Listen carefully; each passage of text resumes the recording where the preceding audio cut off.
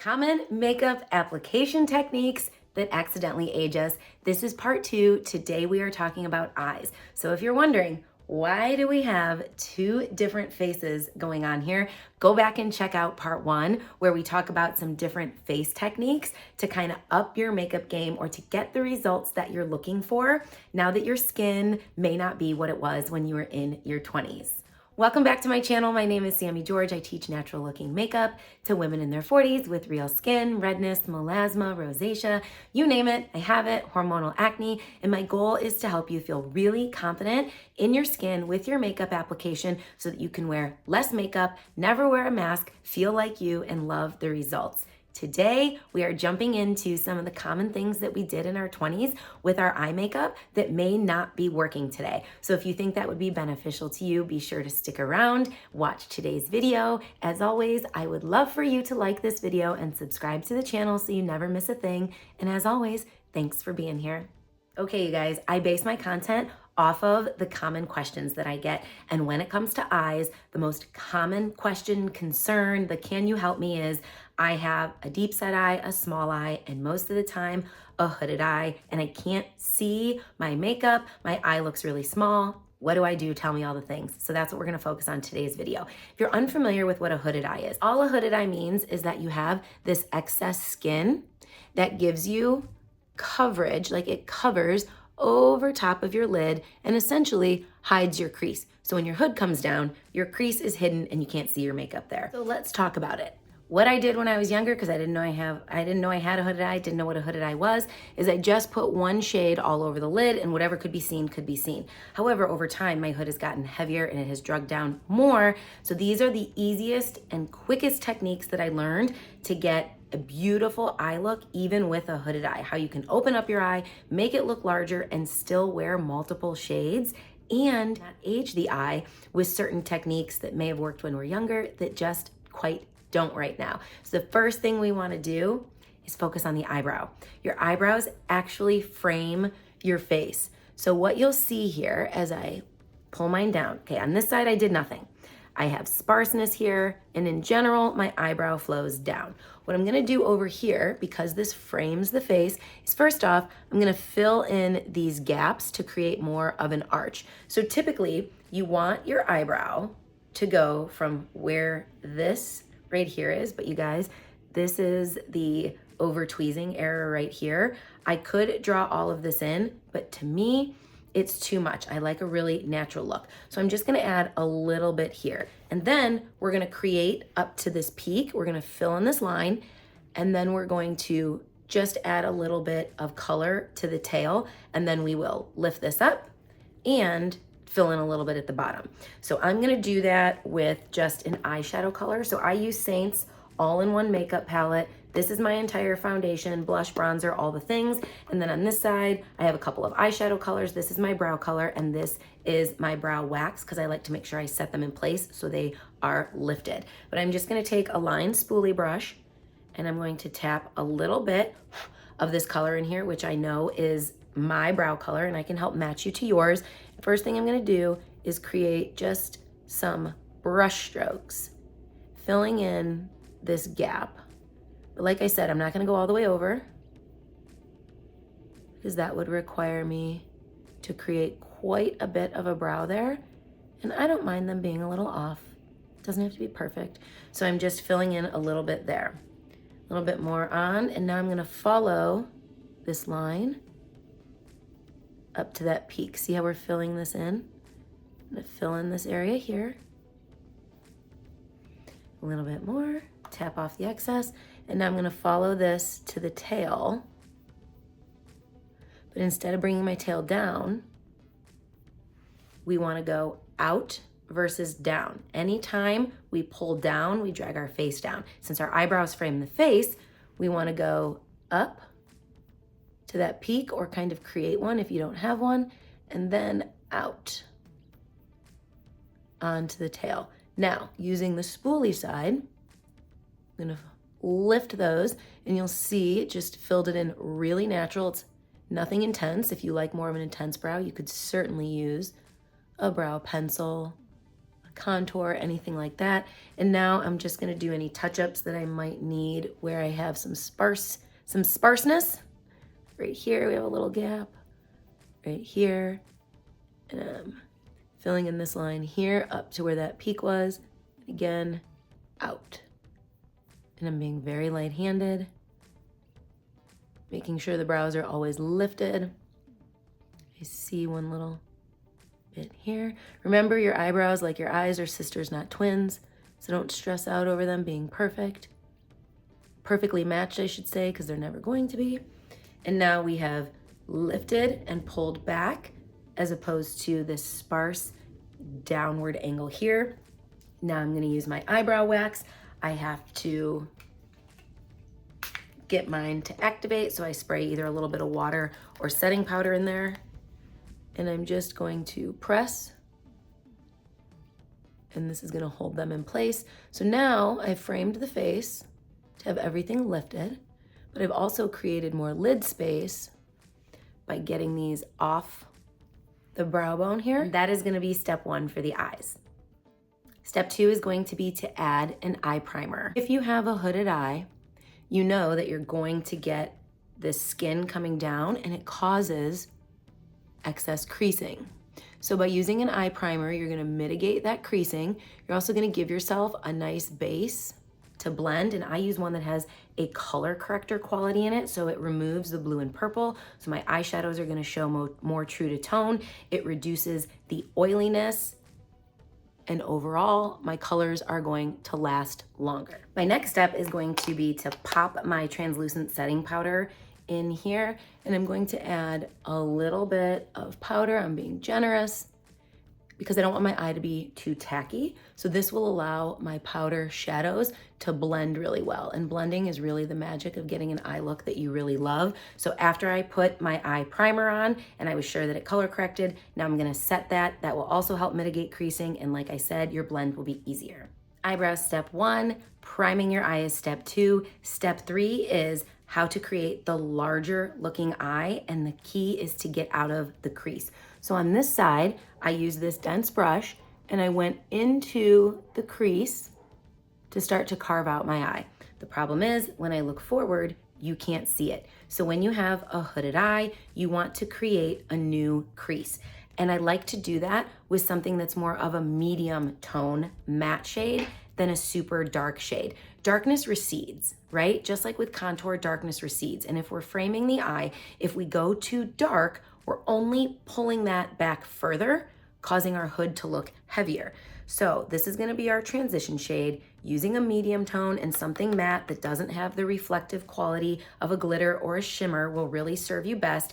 And now looking forward, don't tilt your chin back. Look forward and come to this largest portion here where you have that little bit of a fat pad and create your new crease, the one that you can see when your eye is open. And you'll see it's not in here. It's what I can see when my eye is open. We also lifted the brows, right? So we have more lid space here to work with. We're just gonna windshield wiper this back and forth. And now, see how much heavier this hood looks here and how much more open we already look here, and this color is visible, right? Now I can tilt my chin back just to make sure that I'm also in the crease, so that if I'm closing my eye and somebody sees me as I blink or I look down, I still want color there, but I don't only want color there. I want it on the base of that hood as well. And I'm gonna bring it into the outer corner. We're gonna create some depth in the outer corner. This is all with our transition shade. There we go. Now let's talk about the actual lid. On this eye, I used a darker color. The closer you get to the center of your eye, the more light and bright you want it to be, as opposed to dark. Dark will close it off. So you can reserve those dark colors for the outer corner to create more dimension, as long as you've built up this area here, but you do want to avoid them in the center of the eye. Now, I do like to use anything light, anything medium toned, and my preference is to use something that has a shimmer in it. A finely milled shimmer is my favorite, one that's not gonna drop onto the face, It has a really smooth consistency, but the reason that I do like a shimmer, and a lot of people are afraid of shimmer. And if you're watching this and you're like, you said this was for, the makeup techniques that we can switch up, don't be afraid of a shimmer if you are older. Leave it on the lid, get it out of the crease or the hood because light reflects. So think about it this way. If we want our eye to reflect, where would you want somebody's eye to reflect off of? Well, you would want it to reflect off the lid. That's where you would want it to be more apparent, where somebody's eyes would be drawn to, where you want it to look larger. You don't want it to reflect off the hood. You don't want to emphasize the hood. You want to push the hood back, but in a subtle way. So that's why we use that medium tone shade, and that's why it's matte. Where on the hood, we use something lighter because light comes forward, darkness recedes, right? That's why we contour the face and brighten the center. It's the same thing with the eye. That light is going to draw forward, your darkness is going to recede, and the best way to have a light reflectant quality is with something that reflects light, like a shimmer. We're going to finish this up with the lightest and brightest color using a small brush, tap off the excess, and we're really going to open up this center of the eye by keeping our lightest and brightest color here. And you'll see this is very mature skin friendly. This is not like, a white paint color, that really like stands out stark on the eye. And I'm going to put it in this little trough here to open that up. I'm going to tap some on the tear duct, and I'm going to go underneath the brow bone. And now you can see the difference in how much more lightweight this eye looks versus how much heavier the hood alone here looks, right? Okay, can you tell the difference? Let's take a second to pause. I have a question for you. Would you like to see a weekly live here on YouTube? Would you like to join me weekly for a live where you can ask questions and we can interact? Or do you prefer to just watch the videos? Let me know in the comments below. 2 things left. Let's talk eyeliner and mascara. If you feel like your liquid black eyeliner is starting to age you, here's something I want you to think about. If you're wearing something dark and it's thicker, are you costing yourself lid space, especially if you have a hooded eye? And are you following the curve of your eye down? Again, remember what we talked about. We want to lift and pull our brow back versus down. It's the same thing with our eyeliner. If you're following your eye down, you're likely dragging your eye down, making it look heavier as well. But if you like a liner and you think like, okay, well, I can't do some crazy wing that pulls the eye up, I want you to try this. Take your eyebrow shade, take any dark powder shade, try something first that's matte, and use something like a line brush like you did for your brows. Get rid of the excess. If you want it to be a little bit more potent, you can spray it with some setting spray, but we'll start off light. And I want you to just fill in the area of your lash line. So this is going to give you more of a pronounced lash line and fill in those gaps. Because I don't know about you, but my eyelashes are constantly shedding and falling out. It's why I use a mascara that has lash growth serum in it. But I need to talk to you about my mascara. You're gonna love it. Just creating a little bit more fullness around the base of your lashes, and it's not costing you any actual lid space. Now let's talk about the underneath of the eye. Essentially, we have 2 lids. We have a top lid and a bottom lid. And oftentimes we drag the black eyeliner underneath and it looks a little bit harsh. What you can do, go back to that transition shade. Use the small end of a brush and instead halo underneath your eye. So go from the outer corner to where your pupil essentially ends and just create a little bit of shadowing here. So you're still gonna get some depth and it's not going to look quite as harsh. Then you can go back to your line brush and whatever color you lined the eye with, and you can go right along the lash line to create a little bit more dimension, but it's gonna be very soft compared to over here. I'm just sticking to the outer third this time, so this side of my pupil. And then I'm gonna show you a little trick. We're gonna create the babiest wing for the purposes of pulling our eye up, but we're going to use the bottom lash. And when I say babiest, I'm basically using like what's left on the brush. Uh-oh, my laryngitis is coming back. Pulling this up and then making sure that it's connected. And you could do this with any type of eyeliner you like. This just allows for it to be very subtle, especially if you're nervous. And now we have more of an upturned look versus going directly to that outer corner of the eye, and it's subtle. Okay, so this is super subtle. We could make this a full-on drama glam eye, but I just wanted to talk about like the everyday eye look and what you could do to really open your eye. So you wanna make sure you get your mid-tone matte shade onto the brow. Use a lighter, brighter, and reflective color on the lid. Keep your lightest shade here in the center. You can go on the tear duct, up into this little hollow, and onto the brow bone.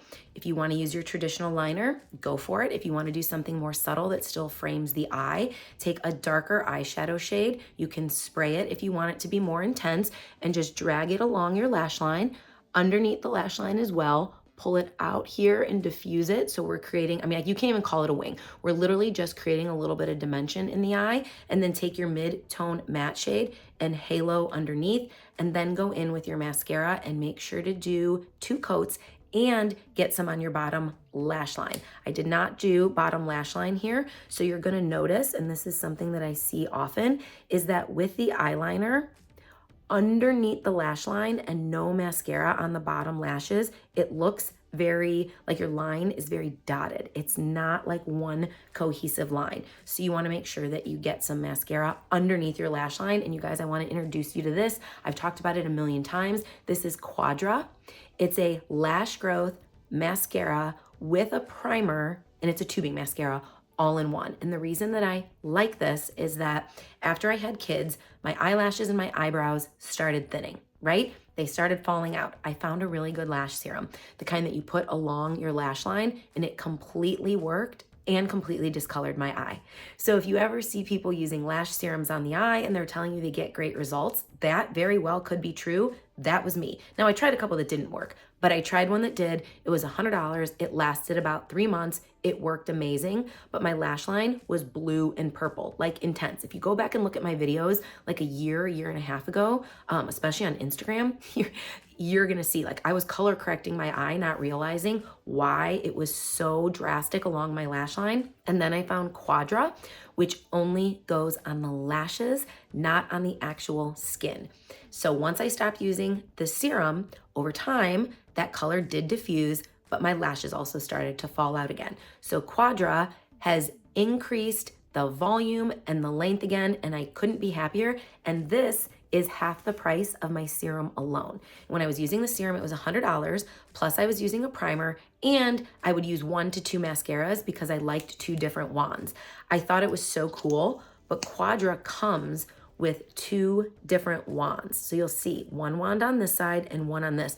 One is for creating length and volume, and the other one is for separating and fanning your lashes so you get that full look, but you also get length all in one brush because it has 2 different sides. So let me go put it on because it's literally the most boring thing in the world to watch somebody put on mascara, and I'll be right back. Okay, 2 little tricks for you with mascara.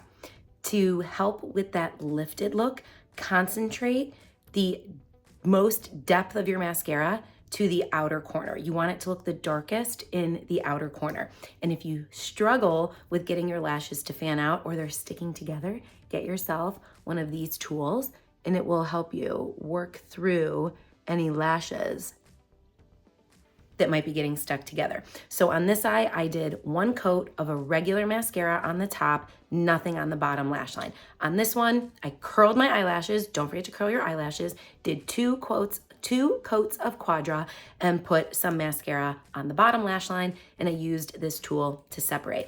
And there we go, you guys. Can you see the difference? Do you have a favorite from these new techniques that you're gonna try? Let me know in the comments. As always, I'm so thankful that you're here and for all your continued support, and we'll see you next week.